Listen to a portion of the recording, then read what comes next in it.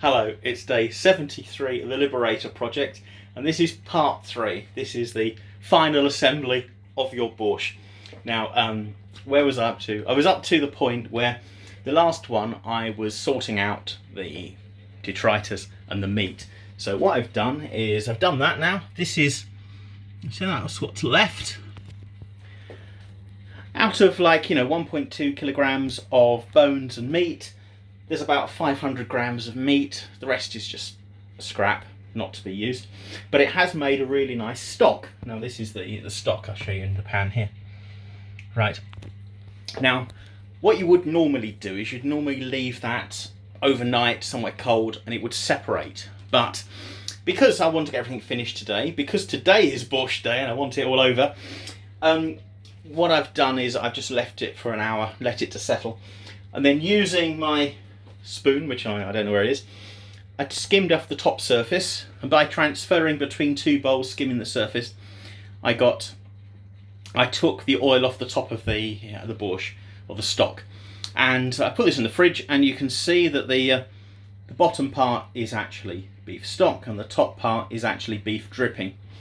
So that's put it in the fridge. Once it's hard, once the top layer is hard, it just comes off easily. It comes off fairly clean.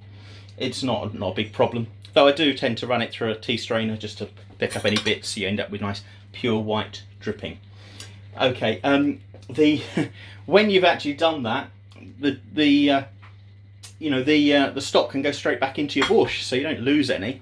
And say it's because I'm trying to do it all in one day that I've had to resort to using the fridge for that. There's some dripping still left in the borscht. That's fine. I mean, it gives it taste. And once you've made your borscht and it's cooled and it looks like there's too much dripping on the top, you can just skim it off. You can correct for that. You can just remove the fat if you don't want it. And you need some to give it some flavour. But if there's too much oil in it, you can take that out at a later date. Right. Now I've been going through some things. What I've done is I've made little bowls of pre-prepared stuff. Now, I assume you know how to, prepare vegetables. What you do need is a good peeler, and I've got a sharp knife. Get yourself a knife sharpener. It's really worthwhile, which I don't know where it is, but you need to sharpen your knives. They don't stay sharp forever. A knife sharpener just, give the blade a new edge before you chop. It just makes life so much easier for you. So I prepared a selection of vegetables, all of which are on the Facebook page. It gives you a list of the ingredients I'm going to use, because this is the recipe varies and you haven't got to stick to anything. Make it as you like it. So I've done the dripping and the oil, and when the dripping I've taken off. Now this wasn't the dripping from this borscht, I had beef dripping already. What I've done is I used it to fry the onions and carrots. Now this is a saucepan. Now to get the things out, you need to tip the pan one way and take the vegetable off the other side. Now it's quite counterintuitive. Your body automatically wants to pour things. You have to go to pour it, but remove the stuff from the other side. So it's there was no chance of me not doing that without dropping it, trying to film it and do it one-handed. So I've done this in advance. So all I've done here is I've fried some onions in dripping. These are important tip here is that being English, you tend to cook onions till they're brown, golden brown colour. That's not what you want to do here. You just want to make it so they're transparent. You just want to soften them up. So that's the top tip there. And then the carrots, if you can see these. This is something you would never do in English cooking, or I've never come across it, is you actually fry the carrots in beef dripping until they go pale. You don't want to brown them. You just want to make them go a sort of a yellow colour rather than orange. I don't know if that comes across too well on the camera, but these carrots are a lot paler than when they started. It doesn't matter if there's still some oil on it, you want some oil in your borscht. Okay, now we can start assembling the ingredients. I'll just make some space. Oh dear. I know why there's so much alcoholism in Russia. It's the cooking. I mean, you know, it's gets to you. I'm all right now. Right, okay, I'm moving this onto the saucepan. I'm moving the pot onto the stove, turning on the heat. Right, so this is the stock. Now, this next tip is something they do in Ukraine. It's not necessarily done in Russian food, but I'll show you that. First thing I want to say is you've got to use wooden utensils. Now, I know it's your pot, it's your saucepan, you can do what you like, but trust me, you do need to use wooden tools in these, or you just scratch away the non-stick coating. So as much as I don't like using wooden tools, I've ruined so many pans. No matter how careful you think you're being, you need to do it with wooden utensils. Okay, so I use that for frying. This one is the one I'm going to use to stir the soup. So stirring it up, and it looks terrible at the moment. That's because the fat's separated and the beef's all over the place. Right, this is the Ukraine tip. It's 2 eggs. I've just whisked them up with a fork, and you've got to stir these into the borscht while it's still quite cold, because you want that to spread throughout the whole soup. So I'll put that in, and oh, I need a bigger kitchen. And now you stir it all the way through. Now,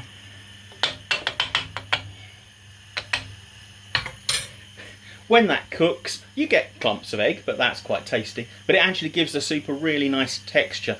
And I'll demonstrate later on, when it's been simmering for a while, the sound. You can hear that the soup is thickening up. Now, talking of thickening up, you've made quite a concentrated beef stock there, so you might want to add extra water. Now, once all the vegetables in, you can make the texture, top it up with more water to get the consistency of the soup that you like. Again, it's up to you. I quite like it being thick, but traditionally it's thinner. Right, next stage, you need 2 or 3 bay leaves. In a pot like this, I would go for, well, that one's broken in half, so it's actually 2.5 bay leaves dumped in there. Again, it's all personal choice. Now, some black pepper. Probably not too much of this. It might have been a bit much, but a good half a teaspoonful of black pepper to taste. Then you need loads of dill. Now, this is probably not enough. I'll put some in, but I probably need to top it up later. So I've got a spare pot ready to go. Right, so I'll put that in. So I'm going to stir those in. Oh, this is smelling nice already. Might be enough dill, but we'll see. Okay, so next ingredient. Now this is an English ingredient. This is what you use in casseroles to give it a smooth texture, and it's not something I've ever come across in Slavic cooking. But I'm not Slavic, I'm English. So this is pearl barley, and it's very cheap. You get it in, and just want to put a sort of handful of that in. It cooks, it soaks up stuff at the bottom, so it's quite nice. I mean, it gives it a sort of it makes it thick all the way to the bottom of the borscht, but also it just tends to thicken up the liquid inside it. So this is something that don't do it if you want a traditional borscht, but in fact don't do the eggs if you want a Russian borscht. But here we go. That's putting that in as well. It's really good cooking when everything's prepared for you. I do like this. Right, this is why people have sous chefs. They can just say, I would like, I'd like a bowl of this, and they make it for you. I will definitely need more water in that, but we're carrying on because this is getting, it's heating up quite nicely. Right, now I'm adding the fried onions. Most of them, I can't do all of it, I've got one hand. So move those in. Fried carrots.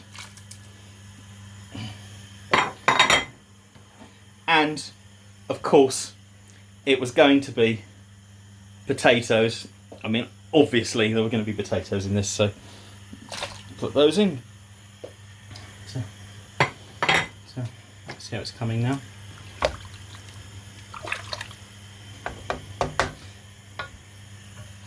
Right, now we get to something that's used in all borscht. It gives it that classic red colour.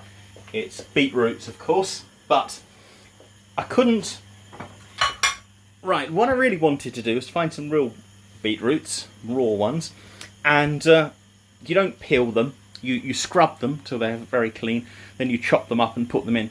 However, I couldn't find any. What I had to get was these little salad beetroots, so that's really not ideal, and it's not what I wanted. I mean, I really, for one, you should have a lot more of these in it, but also I wanted a big beetroot, so that's, you know, you make do with what you've got, the ingredients, so there should be more beetroot, but it's taste, personal taste, so I see it's making it a bit pink, but well, we know we're lacking beetroot in this one.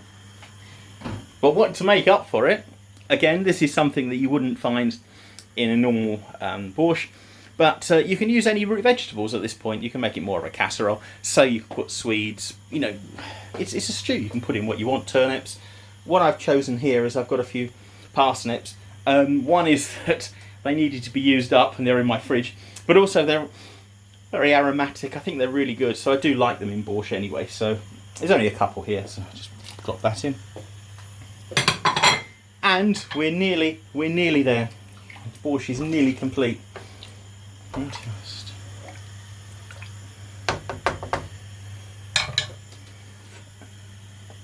lots and lots of cabbage. Now cabbage boils down anyway, so it's not, you know, you can use a lot of it. Something I found really odd was that when I was in Estonia, the cabbages are about the size of a volleyball. They're almost twice the size of an English cabbage, and people use like half a cabbage in the borscht, but I'm not going to use it for anything else, so I don't want to waste any. So I've used a whole English cabbage. It's just chopped up into bits, and I'm just going to empty that in. I might have to do this gradually. In fact, I might do this again. My hands are clean; they've been washed, so it's I can just drop that in. Otherwise, I think it's gonna make a bit of a mess. All right. There's a lot of cabbage here, but this is good. Okay. Now I'm going to push it down. Now there's definitely not enough liquid in this borscht, so I'm just going to top it up. Now, you know, again with cooking, you can correct any mistakes you come across while you're doing it. If it needs to be thicker, let it boil for longer and thicken up. If it's too thick, you can add more water to it. You know, what you have to do now is you have to simmer it for at least half an hour, probably a bit longer really, but until everything sort of settles down and is thoroughly cooked, and then you leave it to cool down overnight on the stove. The next day put it in the fridge, and then that day is the first day it starts tasting okay. It won't taste good straight away. You need to let it sit for a day. What I do then is it's in my fridge. I just ladle out a saucepan of it for lunch or dinner, heat that saucepan up, and it keeps for oh god, COVID. Oh, that's how it starts. Then you just put it into another saucepan, so you keep the most of it in the fridge, keeps fresh, and this will be fine for 5 days, maybe a week, and just take what you need out of it and use it as you want. Now that's obviously got to boil down and simmer for a bit. What I do is in half hour's time when it's cooked, or maybe 45 minutes if it takes longer, once everything's done, I'll take a picture of it and put it on the Facebook page, and you can see the final product. But it's really tasty. Again, you can play around with the recipe and the quantities, and it's delicious, and I will take a picture of it when it's ready. Okay, that's enough cooking for one day. I'll see you tomorrow. Thanks a lot. Goodbye.